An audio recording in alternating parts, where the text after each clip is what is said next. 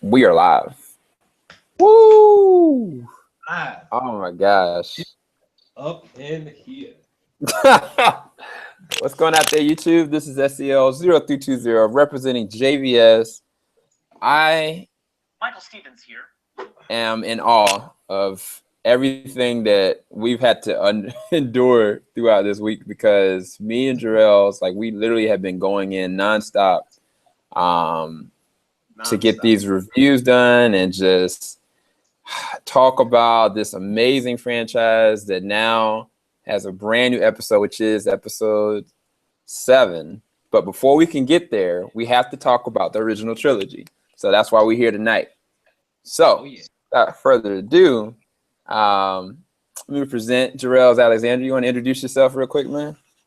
Oh, yeah. Yeah, let me get this video published really quick. But while I'm doing that, for people who don't know, I represent my YouTube channel, Jor-Els Alexandria, when it comes to mostly movies. But when it comes to movies, TV shows, and albums, I do reviews, reaction vids, and yeah, I promote my own art on there as well. So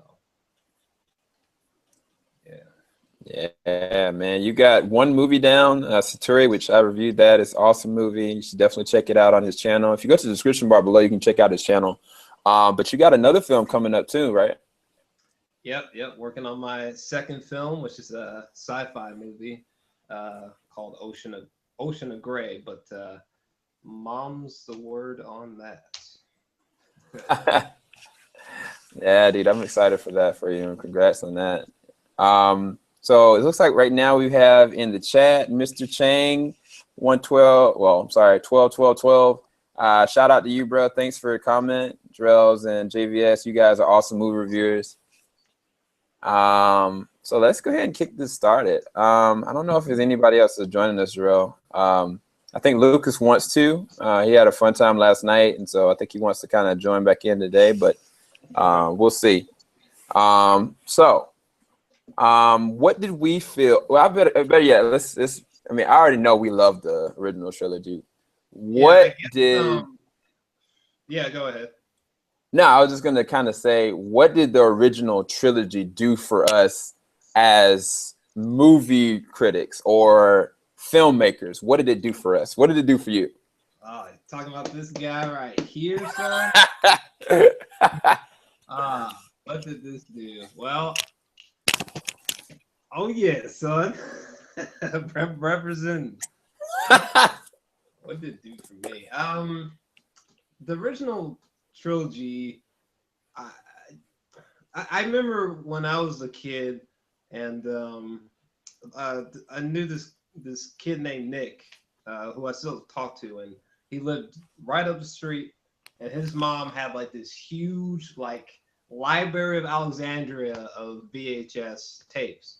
And I remember vividly like just running back and forth to his house and just rewatching the shit out of the original trilogy and just being blown away, man, just captivated by it, just the whole world. Yeah, that's like my main memories of the original trilogy. Just geeking out about them as a little kid, watching them on VHS. Crazy. Nah, that's awesome. I know for me, when I was really little, I think one of my earliest memories of Star Wars was when Luke, Obi-Wan, and they had went to, the little location to try to find Han Solo. They were trying to find somebody to get the import out. And I was looking at it and I was like, man, I was like, Mom, is this real? Like, are these real creatures? Because when I was sitting there looking at it, I was like, I was kind of feeling that was a fear and uncertainty. And it was like, man, this really feels, very different than what I've really experienced. And that was my first real experience of what sci-fi is supposed to make you feel like, is that this is not something that you would be able to see any other day. But at the same time, it feels authentic enough that can bring you outside of your environment. And I think artistically, just what George Lucas did from a stylization standpoint, from a score standpoint, and then even like the devotion to the set designs and what he had to do as far as every single prop, every single puppet, every single person that was in like a suit, prosthetics. I mean, it made you feel like you were in another galaxy. And I mean, as well as, of course, the amazing cast that surrounded. So I think for me as a moviegoer, it just encouraged me to dare to dream of something bigger. That there's nothing in my finite mind that couldn't be possible if this man could do this. You know what I'm saying? Like, this was done in 1977. It lasted on until 1983, and it's still going. So it's like that single spark. I think if J.J. Abrams could get up here right now, he'd probably say he was highly encouraged and he was highly motivated by what, Star Wars did for his life. So I think it affects, I think you can probably agree with this, Jor-Els. It affected every movie maker eventually in some capacity. If not from the sound, but from the I guess devotion. Yeah, I think so. I mean, it's funny. I remember J.J. Abrams. He was talking about when he was growing up and he was first hearing about Star Wars, and he was just stuck literally at the words Star Wars. Like, he had never like said those words together at the same time, and he was just saying how crazy it was when there absolutely was no Star Wars, and now it's almost like,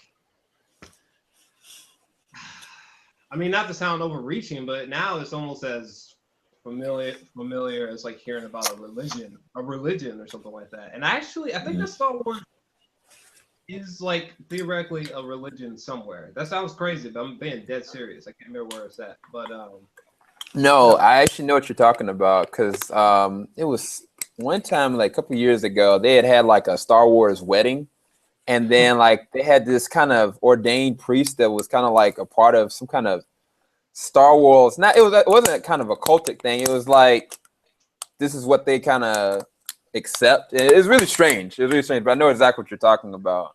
And man, it's just so seeped into pop culture now. Like, I can't imagine like a movie history without Star Wars. Like, it's just it's crazy, man. The mark that's left is insane, and I feel like that mark is about to explode even bigger with The Force Awakens. But that's for another time. Yeah, absolutely, man. One thing I want to make sure that everybody that's kind of looking at us today, like, y'all have an opportunity of asking any kind of questions that y'all are thinking about going into episode 7. Some of the things that y'all loved about the original series, please bring them up in the chat for sure. But it's like, I mean, for real though, like, who doesn't know this face? You know what I'm saying? Like, who really doesn't know this face? Right. And it's forever seeped into cinema history, and because it's in cinema history, everybody watches movies. So it's like, I don't feel like there's anybody that doesn't know who, or at least seen Darth Vader. So I think that says something on a deeper level. Yeah, one thing I do want to say is that another thing is that Star Wars, I don't know that I can think of any other film franchise that's done this, or film, but like Star Wars is so iconic that even like sounds from Star Wars are iconic. Like, how the fuck do you get so legendary that even sounds, not even the score, not songs, like sound effects are legendary? Like, you can just be like, or like vroom, vroom. Like, it's just it's insane that even just the sound effects are fucking legendary. Like, that's insane. Yeah. Oh my gosh. I don't even remember how they actually did that, but you're absolutely right, because between the speeders, the lightsabers, the way that the ships move, the way that, I mean, when you hear like an alien race talking, such as Chewbacca, right? Yeah. The way that the genius behind it was like, they didn't just have them talking and they leave like a little subtext. They leave somebody always there to interpret it, such as Han Solo was always there to be like, Chewie, what you talking about? And then Chewie would say, ruh, ruh, ruh. And then he would go like, no, that's not what we're supposed to do. And it feels so authentically done. It's not like it's just a random language. I believe, you know what I'm saying, that for whatever reason, Han Solo knows this. Or just like C-3PO and R2-D2, there was never a point that we knew what R2-D2 was saying. It was always C-3PO that was there that was allowing us to be able to understand what was going on. Even I thought that whole concept had never been done before, because they've always had to have like some kind of subtitle lines, and that whole concept is just so authentically made. It made you feel like these have their own dialect, they have their own coding, they have their own, you know, language, and every single different one of the aliens have their own way of talking. I thought that was really awesome. That was one of the things that it made it feel more real, I guess. Yeah. Oh man.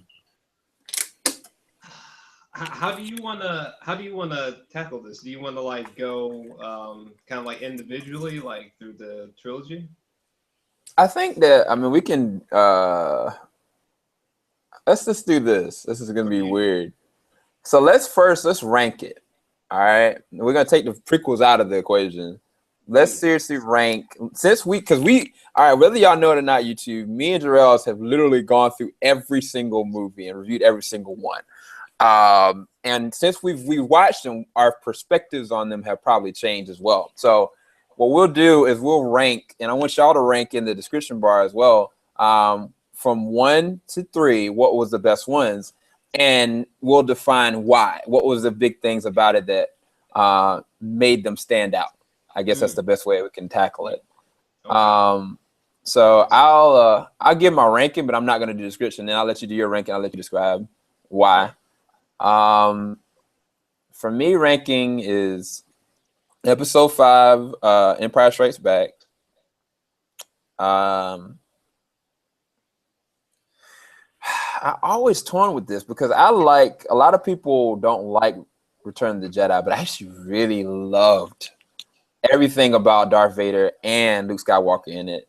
So I've always been torn. But since I've rewatched the original, I found a newfound love in it. So I'll say Episode 4, A New Hope, and then Return of the Jedi, Episode 6. What's yours? Mine is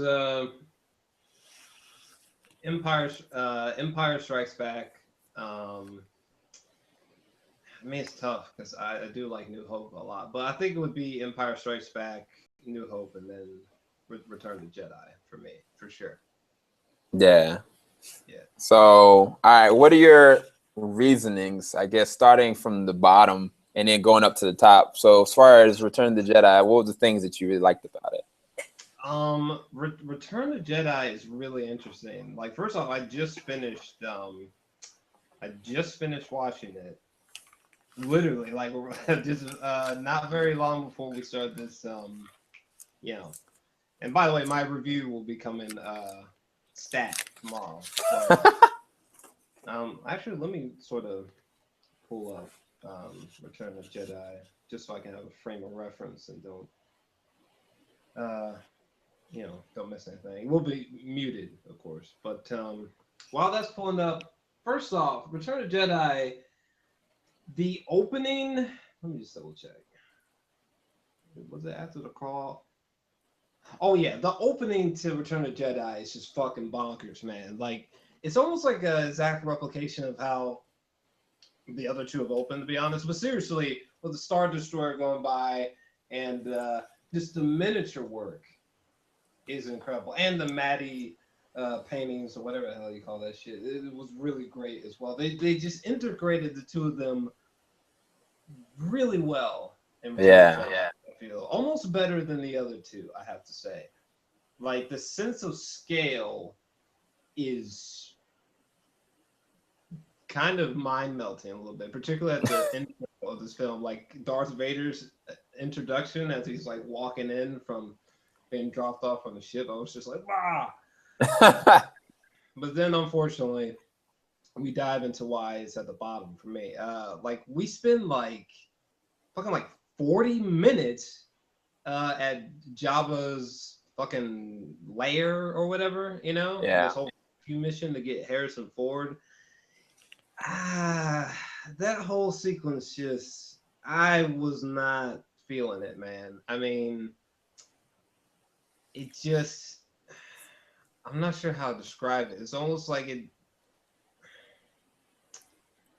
just felt like Teletubbies sugary sweet. You know what I mean? Like it just, I was just like, what the hell's going on here, man? Mm-hmm. Because the cliffhanger with Empire Strikes Back was so enormous, and it left on some really dark notions, you know. And like when we see Han Solo get broken out of the carbonite thing, like I was expecting like this hugely dramatic thing trying to get him out, and like, it was a slight struggle, but not really. I mean, they got him out kind of no problem. Yeah. I wasn't too crazy about him being blind. I didn't think that was executed that well. I kind of found myself chuckling a little bit at him being blind and shit. I mean, it sort of improved when they got to that big ass pit in the sand that, like, if you swallow, you get eaten for 1,000 years. But I felt that whole Jabba the Hutt lair moment just was a huge negative for me personally. Another thing was just their moments with the Ewoks? Yeah, that's a big one. That's a big one. I mean, granted, it's not nowhere near as bad as like some people act like. Each Ewok is like an individual Jar Jar Binks. It's not that bad, but this is pretty bad to be honest. So, I feel like those two sections sort of bogged down the movie, to be for real, honestly. Yeah. Number 3, Empire Strikes Back. I'm just sort of giving like short answers now, but Empire Strikes Back. I mean, I think it's better than the original in every way possible. Seriously. And I just love the darker edge and the cliffhanger at the end. Like it's just that shoots it to the top. It's like the first one was like A New Hope, and then the second was like there is no hope because everybody lost.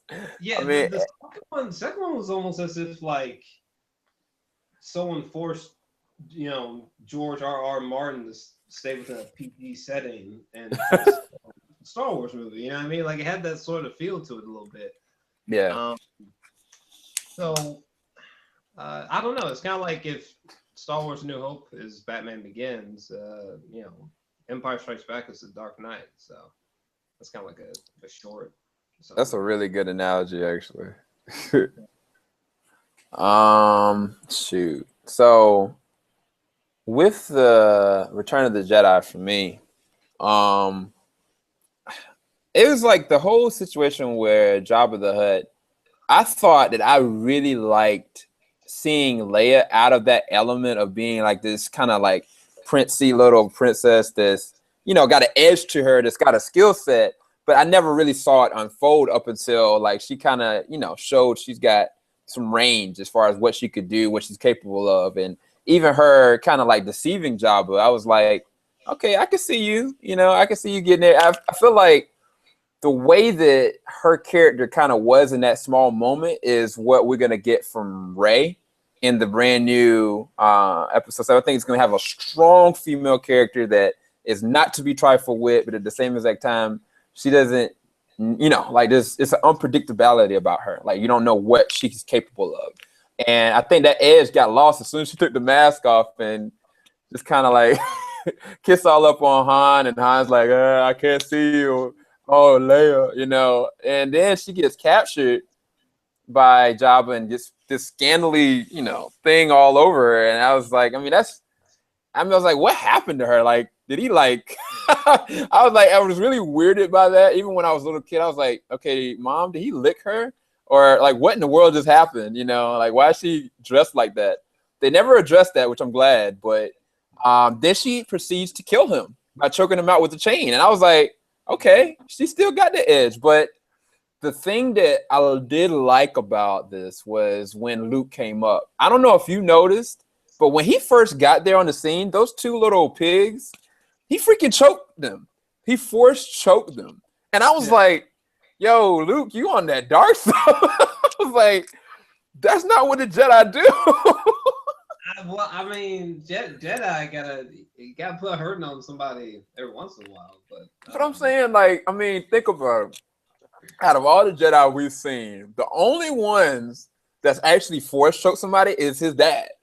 And like he proceeded to be a Sith Lord. And like I never saw Obi-Wan, I never saw Yoda, I never saw any, even through the cartoons, I never saw anybody literally force choke somebody. And I was like, throughout most of Return of the Jedi, that's why I liked it so much, is that I felt like Luke was on the border of light and dark the whole entire time up until the end. I think that Yoda had said before he died, he was like, you will not be a Jedi until you face your father. He didn't say beat him. He said until you face him. And I think that by him choosing not to kill his dad and him choosing to kind of put down the, everything, that he chose light over dark. And I think that's what he meant with that. And I thought that that whole underlying thing was so pivotal because by his devotion, what he did in that tugged on Anakin Skywalker or Darth Vader's heart, because when they had their dialogue, I think that was my favorite dialogue between them.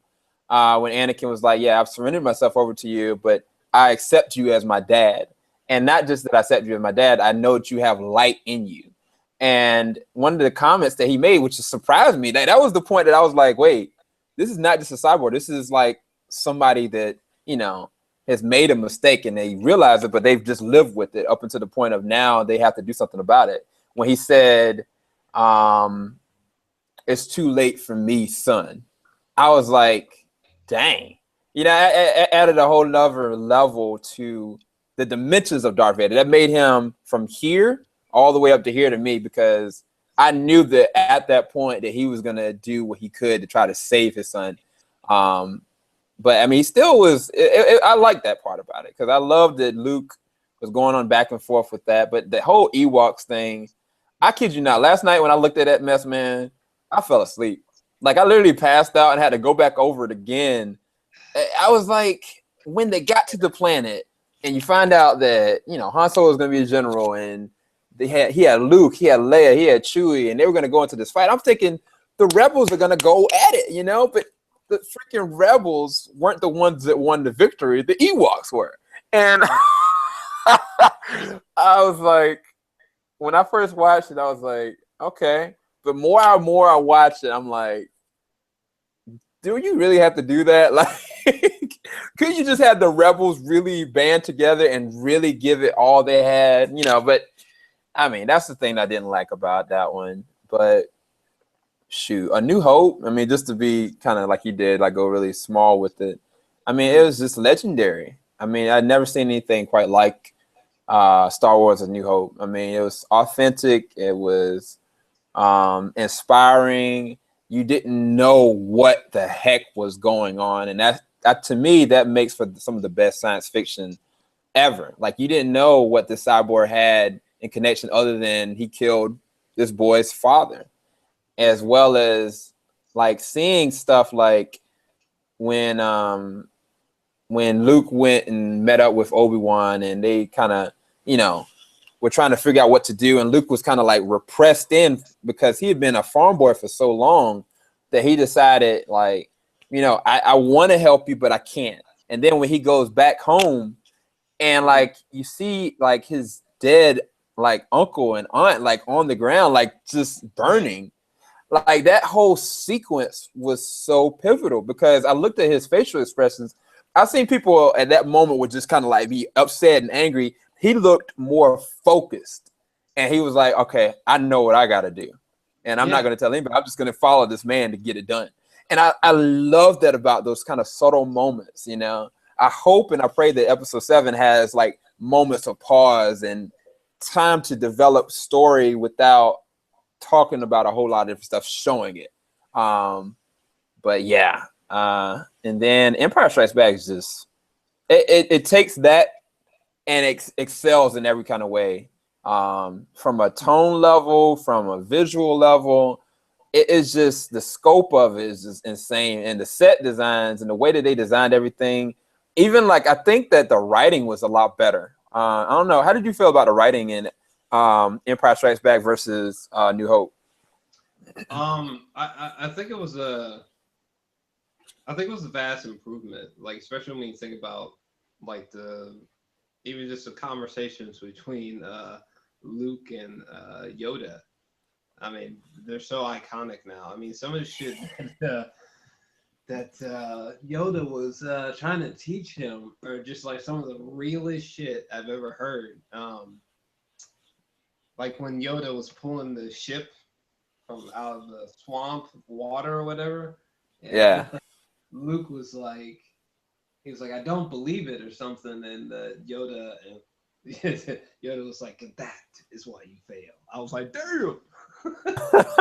These are just conversations between him and Yoda, never mind anything else. So I do think the writing was, I mean, it's no Aaron Sorkin up in this bitch or anything, but no, I do think that the writing was a bit better in the second one for sure.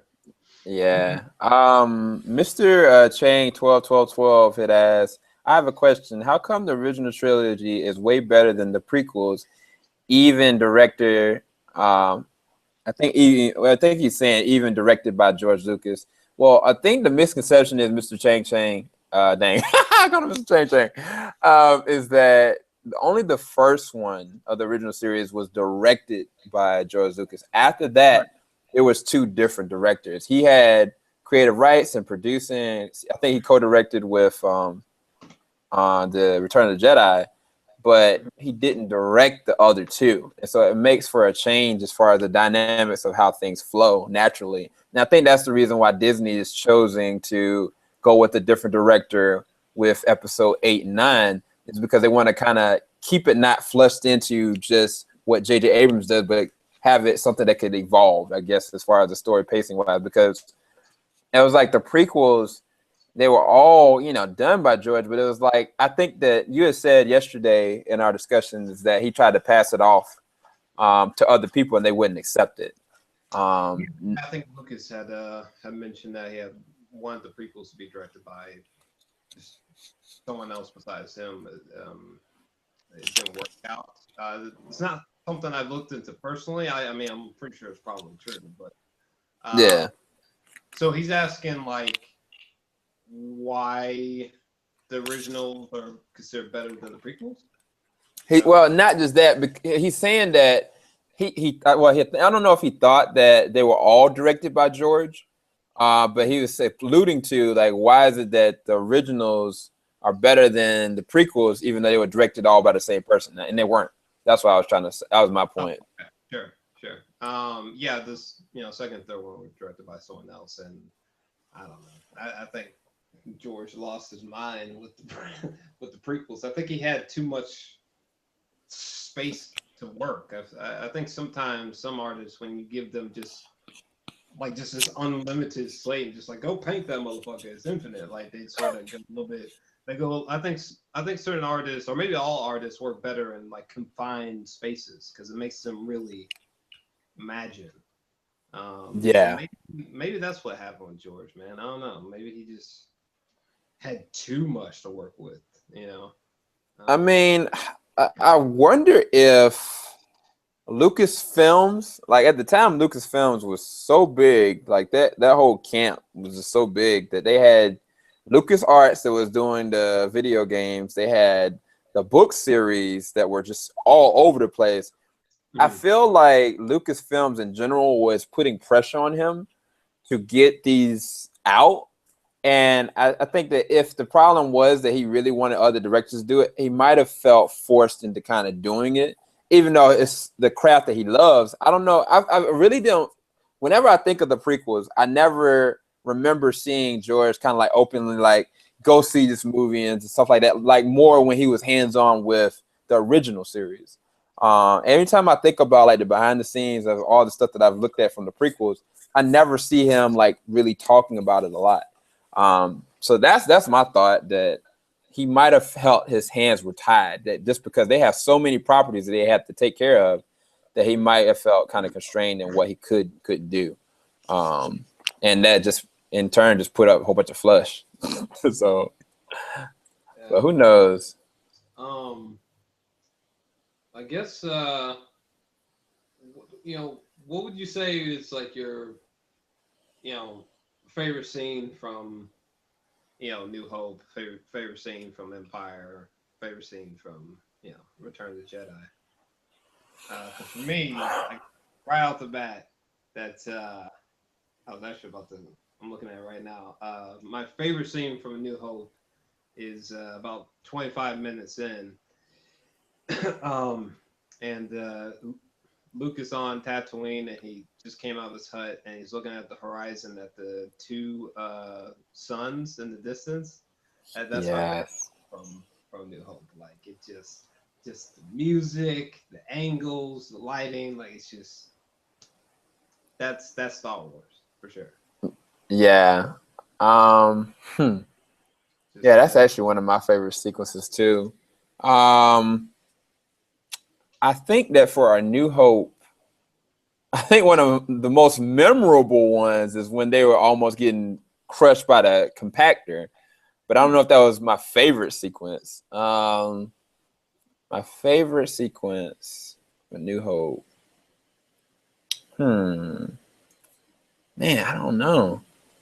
It's like I'm torn. I think that the first opening sequence when I see Darth Vader for the very first time just come out like a G, like, and I'm like, what is this? And then when I see him, assort his authority and strength and in his power, I think it takes me back, and I'm like, whoa, what am I in for with this character? I'm just so intrigued by that, and that's what I'm hoping for with Kylo Ren for the new series. Like I'm hoping to be kind of taken back, but I'm hoping that it doesn't like make it all fruitless. Like he's doing it just out of ambition versus not having like a purpose with it, because throughout most of the first movie, yeah, we know that this man is driven, but we don't know what his end game is or who he's working under. And so I love that about the first sequence. Definitely for Empire Strikes Back, the battle with Luke and Vader is definitely one of the most memorable ones for me. Like I never forget that fight. I'll never forget the dialogue or the fight.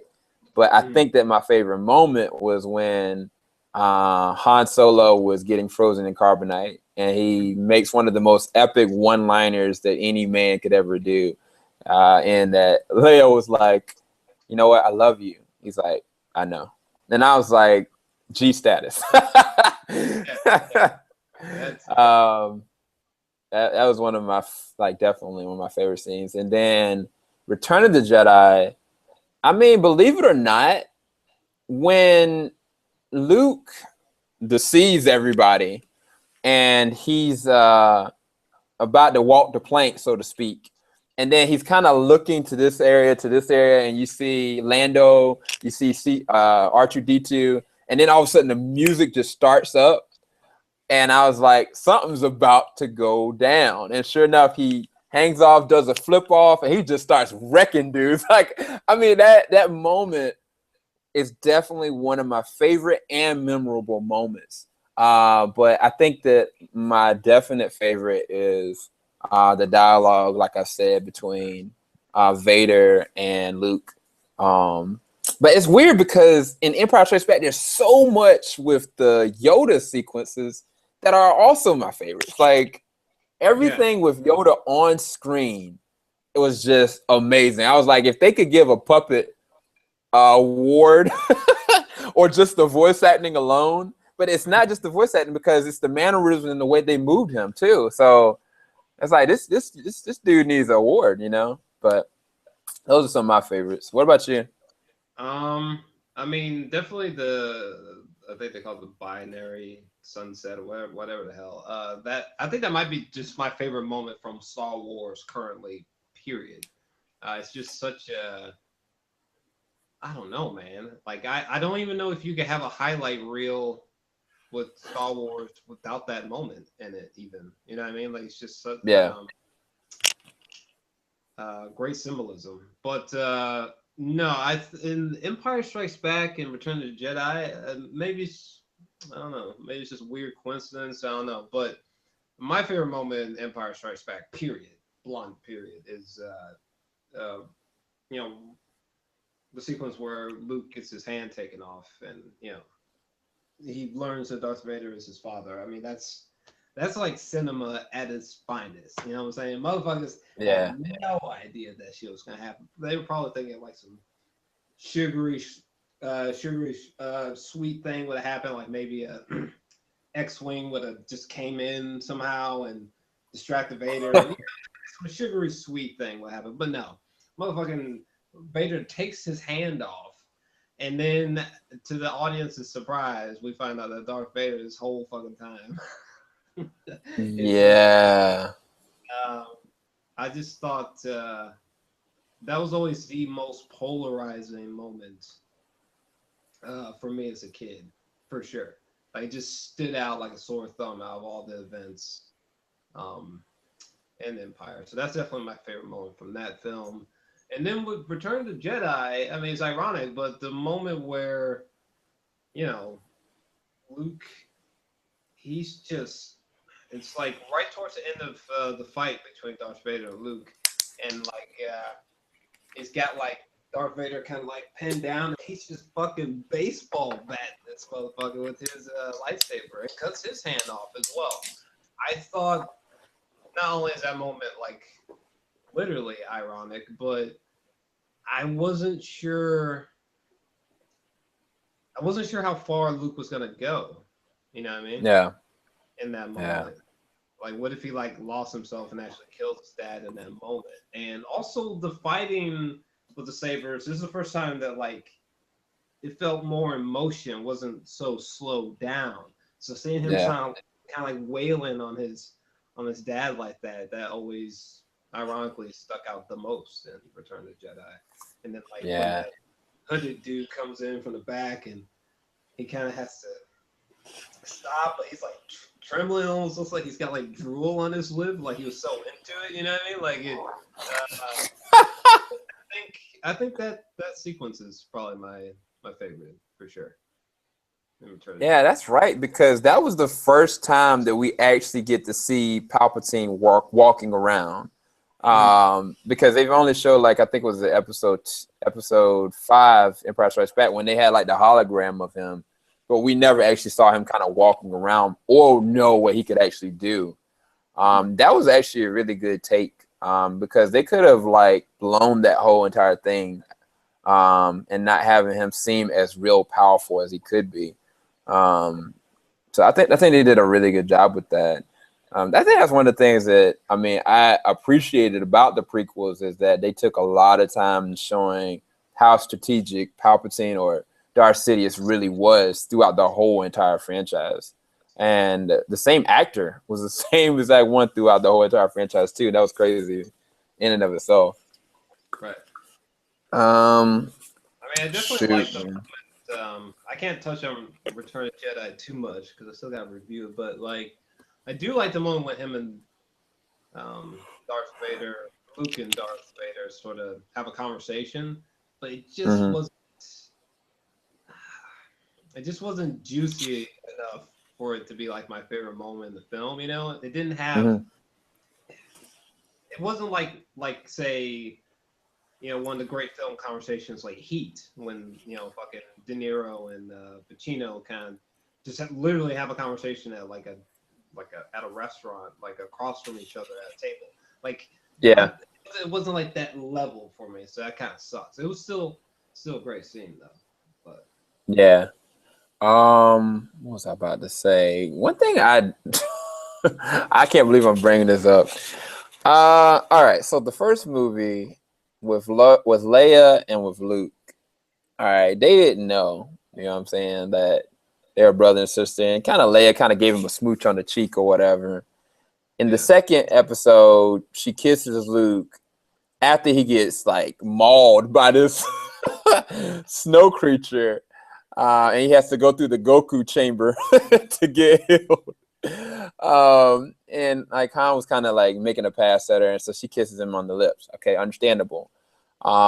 This happens again, like towards the very end, after he kind of shows her his hand, which I understand. But in the last one, I was like, they kissed on the lips a little bit too much.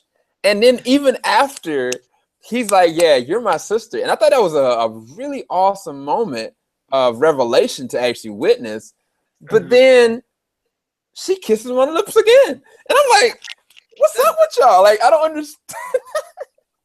It's funny. I was thinking from the perspective, like after she's aware that like she's the sister. From the angle and the perspective, I don't know that it was on the lips per se. I think it was a cheek thing. I think it was kind of hard to tell. But that's what I assumed anyway.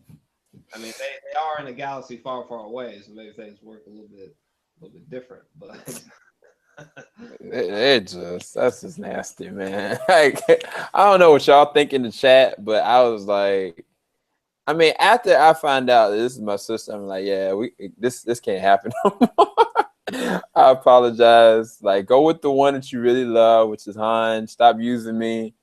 But that's one thing that's really interesting about this. They didn't have Luke, that's the main character, have a love interest. Most movies, most franchises, the main character, especially if it's a guy, is gonna have, this female companion. This was one of the only franchises I really remember that the main character doesn't have this female that's his ride or die, because it was really Han. And I mean, a lot of people suggest that Han is just as much of a main character as Luke, but really this is Luke's story. So it's like, it would be interesting to me to see if they would have added, like like him after everything that happens, having like a female companionship relationship. I don't know. I'm just really curious, because even in the Clone Wars, Obi-Wan actually has like a female companionship that actually happens, which is interesting. So Luke was the only one that didn't have that. So I thought that was one thing just to kind of bring up. I don't know if anybody's ever thought about that like that, but it makes leaps and bounds for them just sticking to one set track, as opposed to, like what everybody else is. They have to have this American dream of having like this female or this guy, depending on if it's a girl or a guy, as the main character. This didn't go there. I like that. It does make me wonder if by the way, for you spoiling sons of bitches of the Force Awakens, don't you dare. Like, don't you even dare. But anyway, no, it does make me wonder if like Finn and what's her name? What's her character name? Rey? Oh, is it Rey? Yeah. Okay. Yeah, I think it's Rey. But it does make me wonder if like if Finn's gonna try to take her to the boom boom room, you know what I'm saying? If we're gonna see if we're gonna see our first interracial Star Wars romance, son. Look, I'm gonna say this on record, and I know we're gonna have a discussion on Monday, which y'all should definitely tune into, because it's gonna be an international discussion on everything The Force Awakens. Is there gonna be a moment where like she goes to run and he grabs her and he's like, "Hey"? I'm gonna be like, turn up, son. I mean, okay, so when I watched the interview with them today, right, they have an amazing chemistry. Like, just period, flat out, they got amazing chemistry when they're on scene together, and when they're in real life, they have amazing chemistry. Like, not just brother and sister, there's something more there, whether they accept that or not, or do anything with it. So it's like, I could see that happening, but I don't think it's going to happen in this episode, because I think they want to make sure that Rey can stand on her own, just like Luke Skywalker stood on her own. Whatever her character is, I feel like that's what they want to do. And I feel like Finn is reminiscent of that same exact walk of kind of a mix of Leia and Han, and just having him have his own set arc. I don't know where Oscar Isaac fits into this, but they're probably going to treat that same way. So I don't think that they're going to have a pairing just yet, but I mean, definitely they chose a guy and a girl. So it would be, I mean, I'd be down for it to see it. That's for sure. Yeah, I mean, for the record, it's not something that I'm looking for. I actually think it would be more impressive if they were actually just legit friends. I'd be interested. Yeah. But if they do, straight, what I'm saying? She gives him a certain look and he gives her a certain look. Like, damn. I mean, I'm not gonna be mad. I would have done the same shit. So one thing about Rey, I Yeah. mean, Boyega did an amazing job with Attack the Block. I've been excited for him being in this role since looking at that movie. But Rey, the girl that plays Rey, really, this is one of her first movies ever. It's kind of like almost kind of like how Mark Hamill with his situation when he first started. But it's like she is in some serious shape. Like I looked at her biceps and like she is physically fit, but it's like the way that she expresses herself throughout the trailers is really expressive. Like when she emotes, you see it through the performance in her face and her body. And that's the thing that's like that makes for a good actor, period. And I haven't even seen the movie yet. I'm just looking from just the trailers. So I'm excited to see where that's gonna go. I think somebody's trying to put spoilers in the chat. They need to stop. I'm being real serious. I do think towards the end of the video we should like get into like our pre-thoughts for Force Awakens, because after tomorrow it's gonna be too late for all that shit. But True. I don't know. I'm trying to think of what else I want to say about the original trilogy. I mean, well, I guess we can get into ratings. Oh yeah. You talking about like A to B or A to C? Yeah. I didn't give anything. All right. What about you? So starting with episode 4. I mean, honestly, New Hope, Empire Strikes Back. I think they're both 10s. Honestly, kind of like a flawless victory, really. I mean, the issues with Return to Jedi, I'm not sure on my rating for it, but it's not a 10 though. I can tell you that much. No. I'm sort of going back and forth. It's hard to say. That's kind of where I'm at with it right now. Yeah. Okay, ranking for me. Episode Episode 4 and 5 are 10s. Period. Like, I mean, I try to say like I give it like a 9.5 for episode 4, but no. They're both amazing. It's just like you got 110 and then they excelled that with Empire Strikes Back. It was just amazing. Return to the Jedi, I mean, it came out in 1983.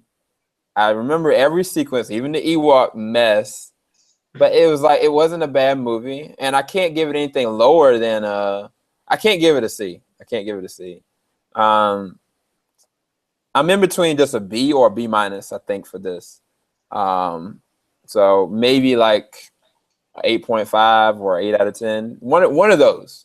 Probably at 8.5, what I would say. But I mean, it's like it was good closure. That's the thing that they could have ended it so badly, but they really didn't in the scope of everything. It's just like where they ended up, they could have skipped a lot of different stuff with the whole Ewok section, but the way things concluded, they couldn't have concluded it better in a lot of different terms, other than trying to represent a new threat. And that wasn't needed to end this franchise like that. They had to solidify it on something that everybody will remember. And so, sure. Yeah. I mean, I don't know, man. I mean, I don't know what else I can say. I mean, the trilogy, even with the third one being flawed, these are like 3 of the best that have ever done it. I mean, yeah. And I do want to touch on the soundtrack by John. Oh my gosh. John Williams. The soundtrack and the sound effects have never wavered in awesomeness. I mean, they just fuck, man. There was one sequence in Return of Jedi where I don't know what the hell you call the vehicles they were on, but they were in the Ewok lands, and there was like this chase sequence on these bikes with them going. Oh, the speeders. Yeah.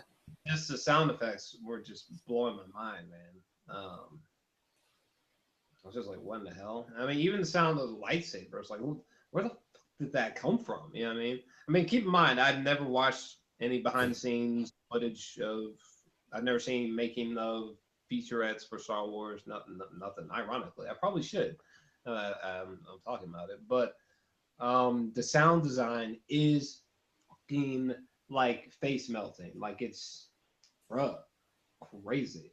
It really is. There's never been anything quite as epic to that note. I mean, even like, shoot, everybody remembers the Matrix soundtrack. Everybody remembers the Lord of the Rings soundtrack. Everybody remembers, even the Harry Potter. But it was like, I mean, Superman came real close, but this, nobody will ever forget it. I wanted to show you this actually. Check out what I pre-ordered. So when I pre-ordered the soundtrack, it comes with this poster right here. Okay, I can see it a little bit. I'll send you the link to it, Okay. but it's pretty epic. Hopefully it'll get here before like the 25th. But yeah, I can't wait to listen to the new soundtrack. So I guess what we can segue into, Jor-El, is talking about our predictions for the new movie. The thing is, like I said, everybody, please don't put any spoilers in the comment section. Please, like, I can't be spoiled. I can't. Like, I'm not gonna delete you or not be your friend anymore, but please don't spoil this for me. Don't be some bitches. But oh wow, three thoughts for The Force Awakens. First off, I think I've read, at least in terms of popularity, like most popular, I've read all of the non-spoiler free reviews for the damn movie. I watched Collider Movie Talk, their spoiler-free movie review, and Chris Stuckman's spoiler-free movie review. I don't know if Jeremy Johns has his. He needs to have it up soon. I don't know what the hell he's doing if he doesn't already. But I don't know. It seems like my predictions are right. It seems like the movie is sort of swaying between a 9 or a 10 with people, like just in general, which is kind of staggering. Yeah. I guess I do hope. I don't know, man.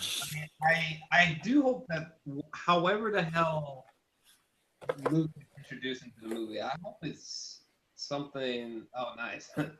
I hope it's worth the mystery that's been surrounding it. Like, I hope like Luke's involvement in the film is something that literally just blows my brain apart. You know what I mean? I don't want it to be like something where I'm just like, eh. You know what I mean? Yeah. Like he's been shrouded in mystery. Like it hasn't been in the posters, it hasn't been in the trailers, and then when we see him in the movie, it's just like, eh. Like I hope that doesn't happen. I hope it's just like, oh my god, So I hope. Yeah. I mean, Kylo Ren is as badass as he seems to be as well. I agree. I totally agree. Like, it's not that it's got to be essential, but it has to be its own. This can't be a Darth Vader clone. There's got to be something fresh and something of this generation, so to speak. Just like it seems as though these new characters are something for this generation to kind of look at on a scope level. Even like having the lead character literally is a female, as well as Finn is African American male, and then Isaacs is just like this fighter pilot. Like you would never expect this to be a lead character. So I feel like it has to be that same exact way with Kylo Ren. And I agree with you. Like I was listening to the different non-spoilers. None of them say anything about Luke. They don't give you anything. Like it's like they're expressionless. It's like somebody went to the theater. They're like, look, you say nothing and you get nothing. Yeah, I'm blown away. Like I actually don't know. Legit. Like it's a question mark. And I do hope, just please be satisfying, man. Like I want to straight shed a tear when I see this motherfucker,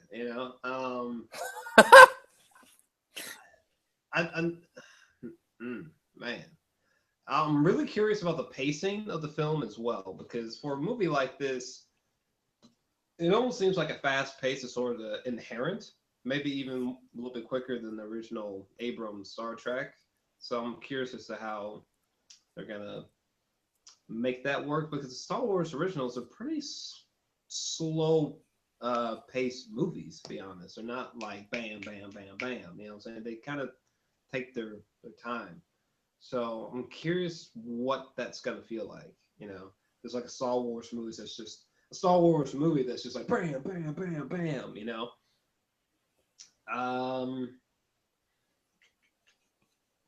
And the lightsaber battles, bruh. Look, the lightsaber battles are some of my favorite concepts in movie history. But the thing about the trilogy is that there's not really that many. Yeah. And maybe it's a similar situation here in Force Awakens, but I just hope that fucking lightsaber battle between Finn and Kylo Ren and them Woods, like it needs to bring it, man. Please don't let this be like a fucking 40-second little and this is over. Like I want to see something that just like I'm just like by the time it's over, I'm just like oh my god. Please don't mess that up. That could literally be one of the most iconic moments ever if they do that scene. If they do that's so true, because it looks like the sequence itself is in like snow that's moving sideways, and it's like captured in such a clear format. It's like you literally can see everything. So if they do it right, if they shoot it right, if they pace it right, I'm trying not to geek out tonight. I hope that the lightsaber battles don't have that elegance of the prequels. I really didn't like that shit. I know Christian Harloff was talking about this, and like no one agreed with him. I was just like, no, I agree with you, bro. I feel like they're just like doing like this smooth dance, but they just so happen to be swinging lightsabers at each other. Like I hope it's like just more like dirtier and just doesn't seem so choreographed. It seems like an actual fight. You know what I mean? Yeah, like it's got to be some kind of emotion behind the fight. Yeah, I don't mind it. Like like maybe eventually there'll be like different styles and shit. I don't know, but I just hope it feels more like just aggressive and shit. Like oh fuck, that's for sure. And I can't wait to see this crossbar lightsaber in action. You know what I mean? Like, shit. What are your predictions about like possible deaths or big twists in Force Awakens? Oh, hold on. I actually gotta be a Q monitor. All right, Speed Games, Mr. Popo, you gotta stop, bro, because I'm about to boot you, man. I don't mean to be a stickler, dude, but there are literally people that want to really see the movie, and I'm trying not to boot you, man. But you need to really stop, because he's like putting in a lot of stuff, and I don't even want to read this myself. I'm sitting here going through removing stuff, and I mean, dude, you got a lot of people that are watching right now. And I mean, just please be respectful of the chat. Like everybody's here to just have a good time. You know what I'm saying? So if you continue, man, I will remove you. So far, I've been trying to just remove stuff. Blackwing, I'm going to make you a moderator so you can see fit if you need to remove something, okay? So, yeah, I'm being real serious, dude. I don't want to report you, but if anything else comes up, Blackwing, you got the cue to go ahead and do what you got to do. Sorry about that. I don't mean to be a stickler, but I mean, you got to think about it. Like, people are been waiting years for this, and to see a spoiler, like, it can affect their whole perspective of this whole movie. Like, you ruin one thing, even if it's true or not. In my head, it might be like, dang, like I already knew that was coming. So please don't do that. For me, I am so excited for this movie.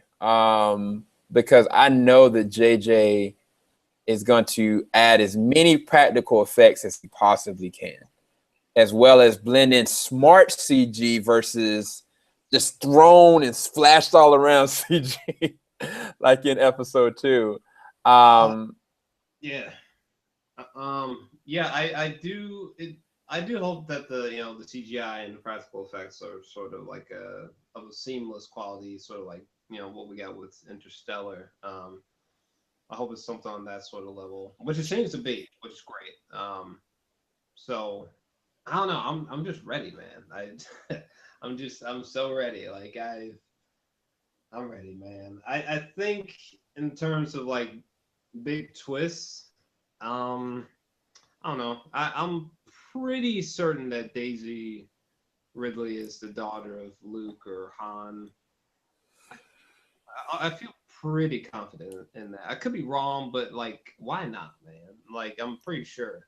Oh, for clarification, y'all, we don't know. Neither one of us has seen, so that was not a spoiler. We have no idea. Yeah, well, we haven't seen the movie yet. Just to throw that out there. I don't know why. Yeah, we haven't seen the movie, but what was I saying? Oh yeah. I think she's probably a daughter of someone. The rumors about Finn like dying. I mean, this is based on nothing, but they seem credible. I mean, it's perfectly plausible that Finn could die. That would suck, but I mean, I would not rule it out. For sure not. I mean, I hope he lives. You know what I mean? Like, that would be unfortunate. Yeah. But yeah, it really would suck. I wouldn't rule it out, man. I mean, it's totally possible. But do you think that Kylo Ren? You think we'll see him again in episode 8? The thing is like I can't assess that because I don't know what his motives are. I don't like if he's that kind of person where he's a ride or die, like no matter what, he sticks to his conventions, and you literally have to take him off this earth. You can't imprison him. You can't capture him. Like I mean, if that's his character, then he might very well might be taken out too. It really depends. I don't think the Finn is going to be the one to do that. I feel like it would only be Luke. There'll be somebody that could even, manage something like that. I mean, I don't know. I can't assess like what his motives are. If his motives are just kind of like personal, then there's a way of correcting that. But if it's just out there, then yeah, you might have to be put down. I hope Finn doesn't die either. I think my predictions will be that I think Daisy Ridley. She has to be a daughter of either Han Solo or Luke. I can't decide which one, but that's what I'm assuming. I think that Finn will live. I'm pretty sure. Kylo Ren, I think I'm gonna say he's gonna be around for episode 8. I think so. I mean, because people are really talking about it. That's gonna be really unfortunate if his character was that good for him to just be killed. I mean, I hope he's around for episode 8. What's another prediction? Maybe Luke's intro. I've been trying to put a lot of thought into this. What that might. Okay. Be. I think.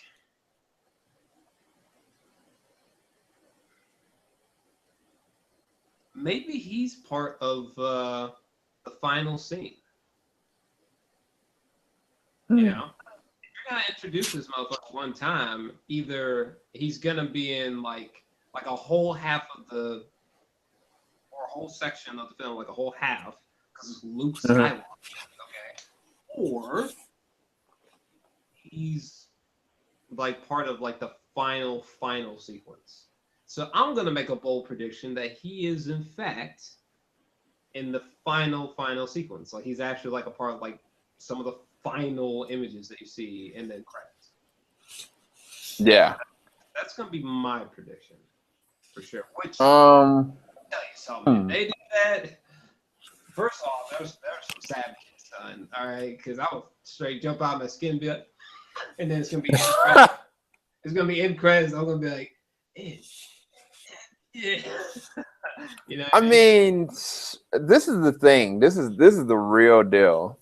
Mm-hmm. Imagine, take that, right? Take that same exact concept. Yeah. And imagine you find out that Luke has changed over to the dark side. I'm just put let it sink in for a second, because I'm not saying that it's gonna happen, but say if it did, how that would make you feel on the inside to know that the last light of Jedi, the last New Hope, gets changed over like his father. Like, how does that switch everything? Because I mean, yeah, we got like new characters now that most likely are in tune with the Force, such as Finn, and maybe Rey might as well. So there is a new hope in a sense of these new characters, but it's like, what if Luke ended up being on the dark side? Like, if he did, I'm not saying he's not Kylo Ren, but I'm saying if he was, that would change the scope of everything. Because how would they really beat him? You know what I'm saying? This is true. I mean, I definitely don't think that Luke has gone to the dark side, but it I don't know. I don't even know what to say about it, because it's not even something that I've even considered. I don't think that he's going to the dark side, but that be interesting. That's for sure. But Yeah. I'm not sure what to think of that one. I don't think he's over to the dark side. It would be an interesting take. Yeah, that's the only thing I can say. Because if he was over the dark side, he would have to be like a new Chancellor guy to Kylo Ren. You know what I mean? Which would be some weird shit, man. But no, I have a feeling that J.J. Abrams is doing like this weird like double bluff, and that this motherfucker's like in the final like 3 minutes. I mean, that'll be magical. That'll be magical. Dude, but this is the thing though. What if now I know this is crazy, but did we really see Sidious die? He got thrown over, yeah. He got thrown over like Darth Sidious. Yeah. Yeah, because he got thrown over, but we never really saw him, nor saw his body like burn up or anything like that. He never got cut in half. The only reason why I bring that up is because he was talking about his master before him in the prequels, Darth Plagueis, that found a way of becoming immortal, being able to survive after. And I mean, he supposedly killed Darth Plagueis, if that's what he was alluding to. I mean, it could be all just a whole bunch of bull crap that he was using to seduce Anakin, but that's an interesting, detailed story. Mm-hmm. So I say that to say, like, I mean, I don't know. I think it would be a cop-off if that happened, but it would be a really big shock if it did. I don't think it's needed. I think they need to go with something brand new. If they're going to bring Benicio del Toro into the next one, let him be the villain, whatever he's going to be. Yeah, I don't know. I almost feel kind of convinced now that Luke is in the final, like 3 to 4 minutes. I think that's the approach they're gonna go, because I actually don't know if there's a more epic way to introduce him into the movie, honestly. Maybe there is. I can't think of what the hell that could be, but that's what I would assume for sure. I mean, it's got to be something monumental that for like people who won't even touch the subject. They're just like, just go see it. Yeah, that's so true. Wait, hold on. So Rogue One takes place after 6, right? Or does it take place in between I'm not 3 and 4? Like in terms of the timeline of the saga, I'm not sure specifically. It's just, I think it's just the original. I feel like that was actually before the Death Star was like fully functional, maybe. Okay, so it's got to be between 3 and 4 if that's the case. I think. Which that's an interesting timeline. Yeah, someone's gonna have to fact check that, but because at this time period, Rogue One, like I think Jedi's are like extinct. Okay, yeah. Blackwing just confirmed it takes place between 3 and 4. And if that's the case, then Darth Vader is gonna be in Rogue One. I've heard people talking about that. I mean, I guess we'll just see. I mean, I'm kind of conflicted by that, but it depends. It just depends. Depends on how they do it. I personally would not be excited for that, but depends. Yeah. I suppose. Yeah, I don't know. Any other thoughts about Force Awakens pre-thoughts? Because you're seeing it like tomorrow, right? So yeah, everybody in YouTube land. So I'm seeing it tomorrow at 7 o'clock, and then I'm seeing it again the next day at 7:30 in the biggest IMAX, the 72 millimeter size screens. Either way, like I'm seeing it tomorrow. Come 7 o'clock, I'm seeing it right at 7 o'clock. Tomorrow, I'm gonna be interrogating you like no other. Like, I'm just gonna be like, okay, I'm gonna ask you questions. I want you to just make some facial expressions. But no, we should make a video out of that. You should like on your channel just interview me and just ask me questions and watch my reactions to each question. Yeah, because I won't be seeing it until Saturday because I'm gonna be seeing it, the 70 millimeter, huge, gigantic IMAX screen in 3D. So that'll be my first screening, and my review will hopefully be out Saturday night. It'll be tough, more than likely like super early in the morning on Sunday or something. Like Yeah. just like wow. Yeah, so tomorrow I'm actually getting at a theater at 3 o'clock. Okay, really? I'm seriously camping out at 3 o'clock, waiting until 7 o'clock, just because I have no idea how the lines are going to be at all. Okay. I'm definitely gonna like Facebook you or something once it's over. Suit you. Yeah, definitely do that, man. I guess we'll leave this for the final question. Box office. What do we expect for domestic and then worldwide for the weekend? What are our numbers? All right. I mean, in my heart, I would want it to get 300. I mean, 300 is pretty psychotic, but I mean, it's gonna be a huge upset. And, like, it's difficult to calculate like just how insane the numbers are gonna be. Maybe 300 is just a little bit implausible, but that's what I hope in my heart. All right, but I think realistically, I'm gonna go lowest 220, highest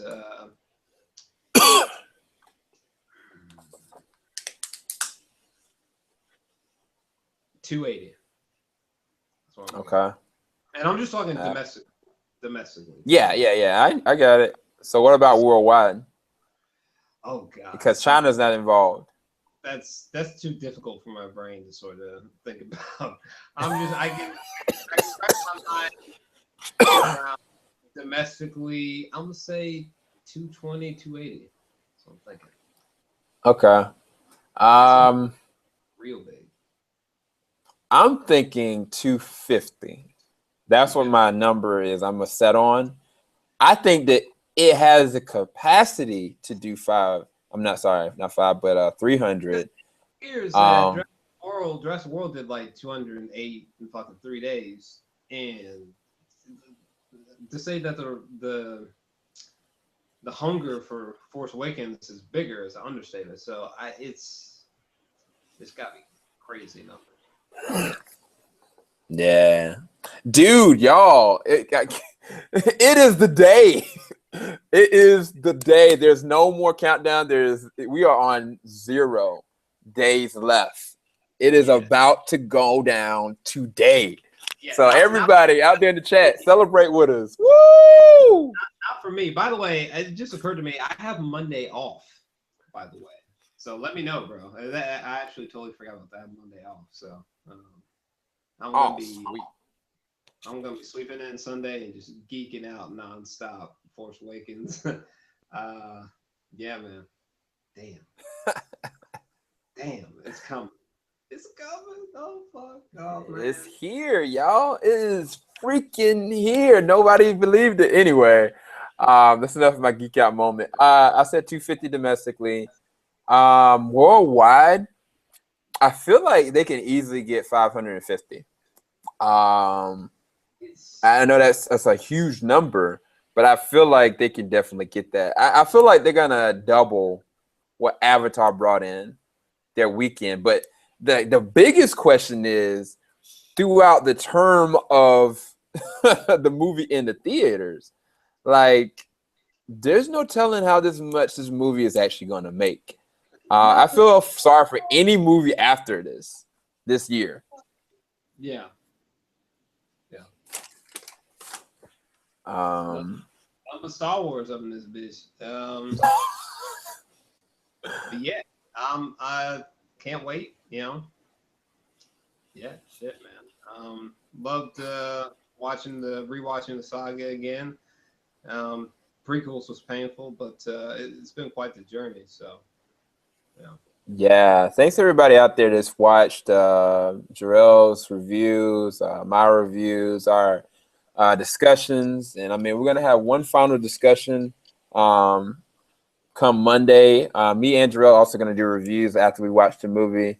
I'm not gonna be putting my spoiler review up until Sunday, so y'all are just gonna be able to only get my non-spoiler review. So I'm gonna wait till Sunday to do my spoiler review because I don't want to spoil anybody.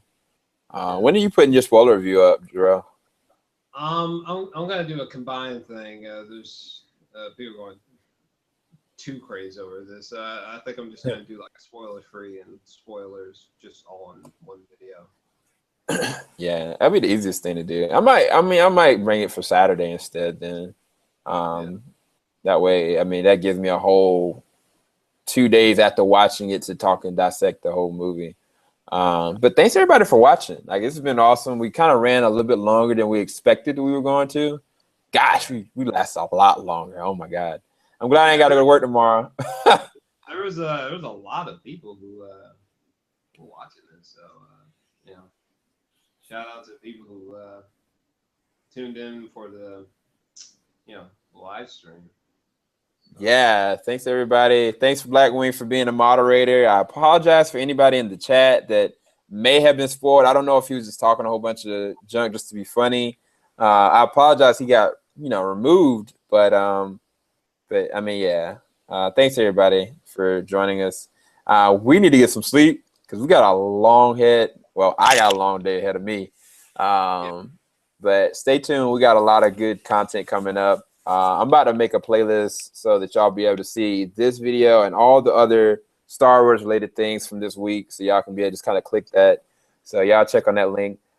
Show Jor-El some support. Go to the description bar below. Go to his channel. Click on the subscribe button. Got some awesome content. A lot of stuff coming in the pipeline as well. And yeah, we're out, everybody. JVS, Jor-Els Alexandria. All right, man. Peace. Peace.